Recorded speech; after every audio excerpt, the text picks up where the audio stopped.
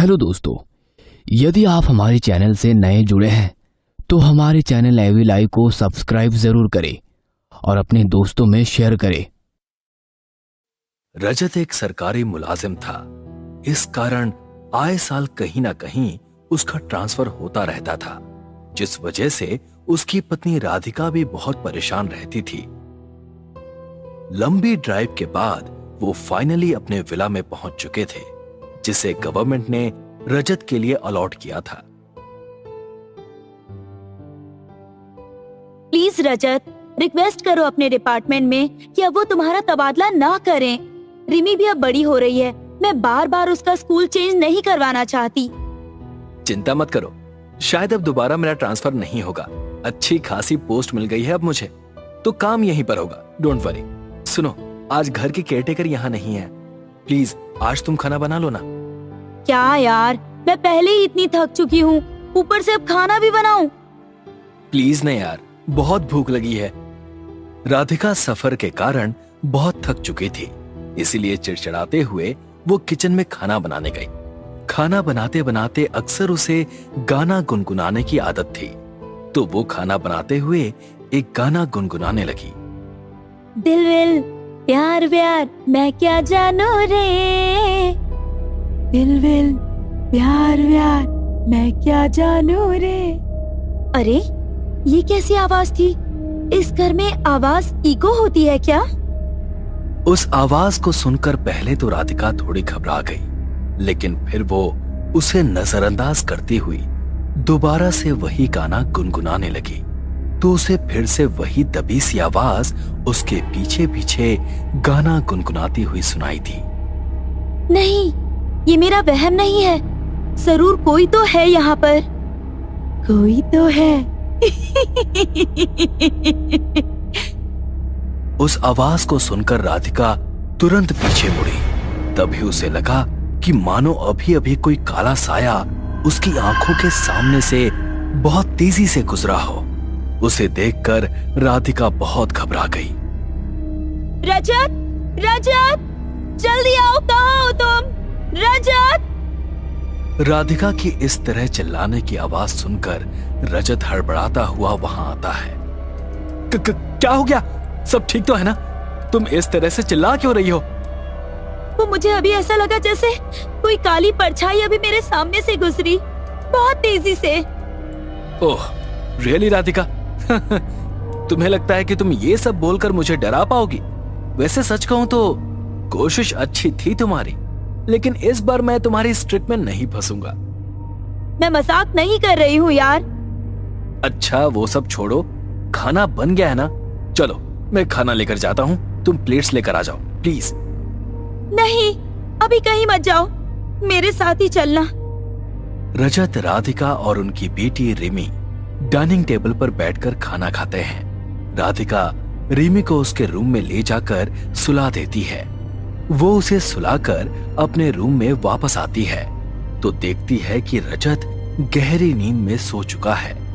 वो अपने बिस्तर पर लेटकर सोने की कोशिश करती है कि तभी उसे दबी आवाज में वही गाना सुनाई देता है। दिल विल प्यार व्यार मैं क्या जानू रे, ला ला ला ला ला ला ला ला ला ला। कैसी हो राधिका? उस आवाज को सुनकर राधिका हड़बड़ाकर अपनी आंखें खोलती है।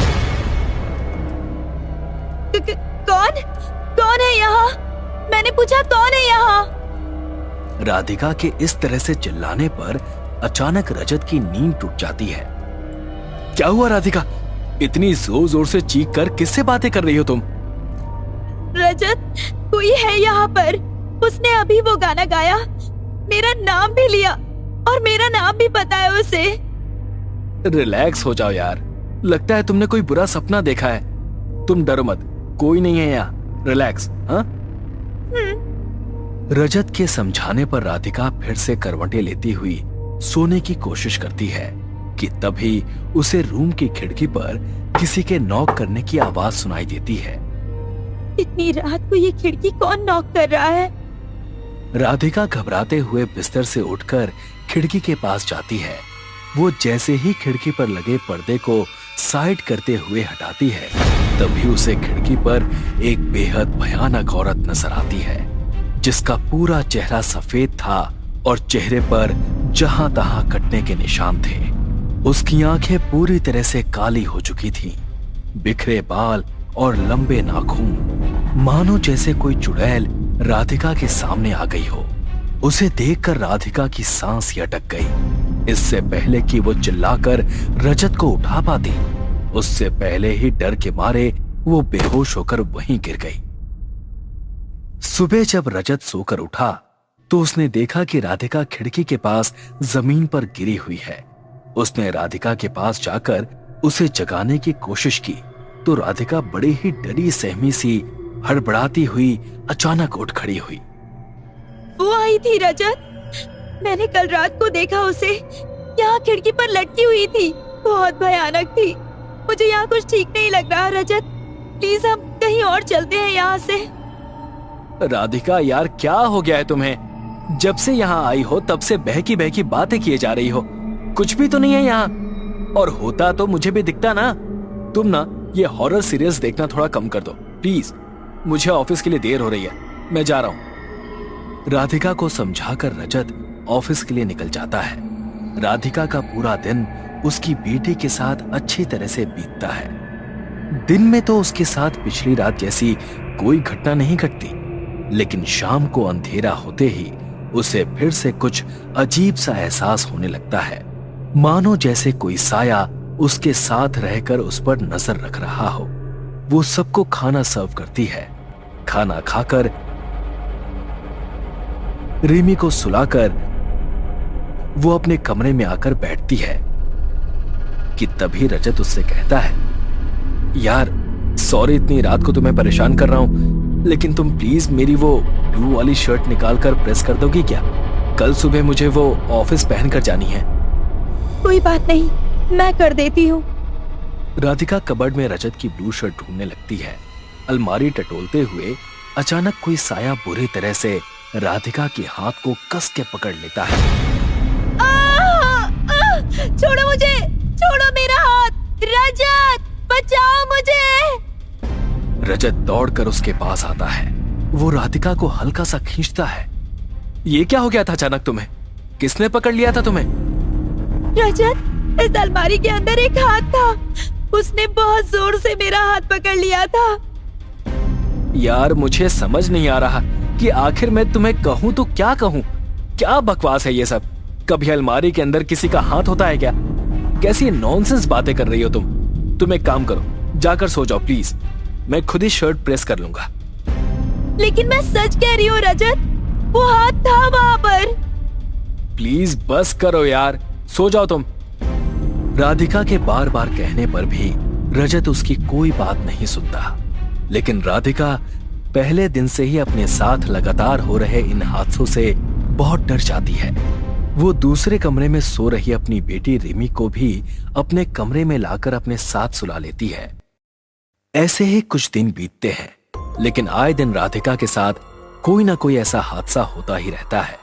वो रजत को बार बार उस घर को छोड़ देने के लिए कहती है, लेकिन रजत उसकी कोई बात नहीं सुनता। कुछ समय के बाद एक रात रजत जागकर अपने लैपटॉप पर काम कर रहा होता है कि तभी उसे ऐसा लगता है कि मानो कोई औरत अभी अभी उसके पीछे से गुजरी हो, जिसने अपने पैरों में पायल पहनी हुई है। उसे बार बार किसी के पायल की छन छन की आवाज सुनाई देती है। लगता है राधिका की वजह से मेरा दिमाग भी खराब हो गया है। पता नहीं कैसे कैसे अजीबोगरीब भ्रम हो रहे हैं मुझे। रजत उस पायल की आवाज को इग्नोर करने की बहुत कोशिश करता है, लेकिन उसे बार बार अपने पीछे से वही आवाज सुनाई देती है। इस बार वो थोड़ा घबराते हुए पीछे की ओर मुड़कर देखता है तो उसे अपने सामने वही भयानक औरत दिखाई देती है जो उस रात राधिका को खिड़की पर दिखाई दी थी। रजत उसे देखकर बुरी तरह से डर जाता है। इतनी भयानक चुड़ैल जैसी औरत को अपने सामने देखकर रजत को कुछ समझ में नहीं आता। वो जिस कुर्सी पर बैठा था उस कुर्सी से उठकर उस कुर्सी को ही उसके ऊपर फेंक कर मारता है और अपनी जान बचाकर वहां से भाग जाता है। उस रात तो वो जैसे तैसे उस घर में हनुमान चालीसा का जाप करते हुए काट लेता है। लेकिन अगले दिन वो अपने घर में एक तांत्रिक बाबा को बुलाकर लाता है। इस घर की महक से मुझे इतना तो पता चल चुका है कि इस घर में कोई ना कोई ऐसी शक्ति जरूर है, लेकिन तुम चिंता मत करो, मैं तुम लोगों को कुछ नहीं होने दूंगा। तांत्रिक बाबा अपने हाथ में पकड़े कमंडल से जल लेकर घर में छिड़कते हैं। तभी उन्हें अपने आप कोई अंदेशा होता है और वो बड़े तेज कदमों से घर के अंदर वाले एक कमरे में जाते हैं, जहां आज तक रजत या राधिका भी नहीं गए थे। रजत भी बाबा के पीछे पीछे उस कमरे में जाता है। क्या हुआ बाबा, आप यहाँ क्यों आए हैं? यहाँ तो हम लोग कभी आते जाते नहीं हैं। इस कमरे के अंदर कोई तो राज छुपा है जिसे हमें ढूंढना होगा। ध्यान से देखो, हमें यहाँ कुछ ना कुछ जरूर मिलेगा। वो दोनों बहुत देर तक उस कमरे में कुछ विचित्र खोजते हैं, लेकिन उन्हें वहां कुछ भी नहीं मिलता। तभी तांत्रिक बाबा फिर से अपने कमंडल का जल जमीन पर छिड़कते हैं, तो वो सारा जल कमरे में एक जगह जाकर इकट्ठा हो जाता है। जब वो लोग वहां पर जाकर देखते हैं तो वहां कमरे के नीचे बने तहखाने का दरवाजा होता है। ओह माय गॉड, मुझे तो ये पता ही नहीं था कि इस घर में एक तहखाना भी है। अब ये तहखाना ही उन आत्माओं के राज को खोलेगा। जल्दी से नीचे चलो मेरे साथ। तहखाने का दरवाजा खोलकर वो दोनों नीचे जाते हैं। तभी वहां का नजारा देखकर उन दोनों के होश उड़ जाते हैं। वहां पर दो इंसानी कंकाल पड़े हुए थे, जिसमें से एक कंकाल एक जवान इंसान का तो दूसरा 4-5 साल के बच्चे का था। तांत्रिक बाबा जल्दी से उन कंकालों पर अपने कमंडल का जल छिड़कते हैं। तभी उस तहखाने में किसी औरत और बच्चे की जोर जोर से चिल्लाने की आवाजें आने लगती हैं। तांत्रिक बाबा लगातार मंत्रों का उच्चारण करते हुए वहां पर अपने कमंडल से जल को छिड़कते हैं। तभी थोड़ी देर बाद वहां से आने वाली वो चीखें और तेज हो जाती हैं और वहां भयानक दिखने वाली औरत की आत्मा उनके सामने आ जाती है और काफी गुस्से में उन दोनों की ओर बढ़ती है। चले जाओ यहाँ से, इसे मेरी आखिरी चेतावनी समझना। अगर तुम अभी के अभी इस तांत्रिक को लेकर यहाँ से नहीं गए तो मैं तुम्हारे पूरे परिवार को खत्म कर दूंगी। कोई नहीं बचेगा यहाँ पर। चिंता मत करो रजत, मैं इसे तुम्हें कोई भी नुकसान नहीं पहुंचाने दूंगा। इतना कहकर तांत्रिक बाबा फिर से मंत्रों का उच्चारण शुरू कर देते हैं। तभी वो आत्मा बहुत बुरी तरह से चीखने चिल्लाने लगती है। उसकी चीखों से बेसमेंट में रखा सारा सामान जोर जोर से हिलने लगता है। वो अपनी शक्तियों से रजत के शरीर पर अपने लंबे पैने नाखूनों से घाव करने लगती है।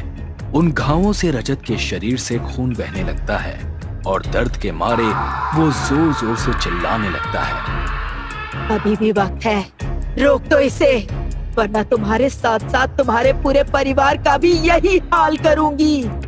ये मेरा घर है और मैं अपने घर में किसी और को रहने नहीं दूंगी। अपनी सलामती चाहते हो तो चले जाओ यहाँ से। मैं तुम्हें कुछ नहीं करूंगी, लेकिन अगर तुमने मेरी बात नहीं मानी तो कोई नहीं बचेगा। इस तांत्रिक को भी मार दूंगी मैं। उस आत्मा के इतना कहने के बाद भी तांत्रिक बाबा मंत्रों का उच्चारण करना बंद नहीं करते। मंत्रों की तेज आवाजों से वो आत्मा अपने ऊपर हो रही पीड़ा से और ज्यादा क्रोधित हो जाती है और रजत को छोड़कर उसके परिवार को खत्म करने के लिए उनकी तरफ दौड़ती है। लेकिन तांत्रिक बाबा उसे अपनी मंत्रों की शक्ति से उसी बेसमेंट में बांध लेते हैं। तभी बाहर से रजत की पत्नी और बेटी की चीखों की आवाज सुनाई देती है। उनकी चीखों की आवाज सुनकर वो आत्मा जोर जोर से हंसने लगती है। कहा था ना मैंने कि इसे मेरी आखिरी चेतावनी समझो, लेकिन तुमने मेरी बात नहीं मानी। अब इसका खामियाजा तो तुम्हें भुगतना ही पड़ेगा। उसकी ये बात सुनकर रजत बुरी तरह से डर जाता है और तांत्रिक बाबा को सब कुछ रोकने के लिए कहने लगता है। ये मेरे पूरे परिवार को खत्म कर देगी बाबा। ये जो कहती है मान लीजिए, लेकिन मेरे परिवार को बचा लीजिए। तुम इसकी बातों पर ध्यान मत दो बेटा, ये बस तुम्हें भ्रम में डाल रही है। तुम चिंता न करो, मैं तुम्हारे परिवार को कुछ नहीं होने दूंगा। इतना कहकर तांत्रिक बाबा मंत्रों का उच्चारण करते हुए जैसे ही अपने कमंडल से उस पर मंत्रों से अभिमंत्रित किया हुआ जल छिड़कते हैं तो बाहर से आने वाली रजत की पत्नी और बेटी की चीखें बंद हो जाती हैं और उसी समय बेसमेंट में एक छोटे से बच्चे की चीखने की आवाज आने लगती है। एक 4 से 5 साल की दिखने वाली बेहद भयानक बच्ची उसके पास आती है। उन दोनों की चीखों से पूरा घर गूंज उठता है। तभी तांत्रिक बाबा फिर से कुछ मंत्र पढ़कर उन पर कमंडल का जल छिड़कते हैं।